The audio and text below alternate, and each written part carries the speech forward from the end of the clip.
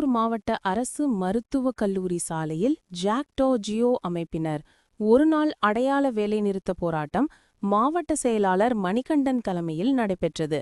இதில் சிறப்பு அழைப்பாளராக மாநில பொதுச் செயலாளர் இரா தாஸ் கலந்து கண்டன உரையாற்றினார். இந்த போராட்டத்தில் பழைய ஓய்வூதிய திட்டத்தை உடனடியாக நடைமுறைப்படுத்திட வேண்டும், இடைநிலை ஆசிரியர் ஊதிய முரண்பாடு மற்றும் முதுநிலை அனைத்து நிலை ஆசிரியர்கள் ஊதிய முரண்பாட்டை நீக்க வேண்டும், டெட் தேர்வு ரத்து செய்திட வேண்டும், அரசாணை 243 ரத்து செய்திட வேண்டும், 21 மாத ஊதிய மாற்ற நிலுவைத் தொகையை உடனடியாக வழங்கிட வேண்டும், சாலை பணியாளர்களின் 41 மாத பணி நீக்க காலத்தினை முறைப்படுத்திட வேண்டும் உள்ளிட்ட 10 அம்ச கோரிக்கைகளை வலியுறுத்தி ஒருநாள் அடையாள வேலை நிறுத்த போராட்டத்தில் ஈடுபட்டு வருகின்றனர்.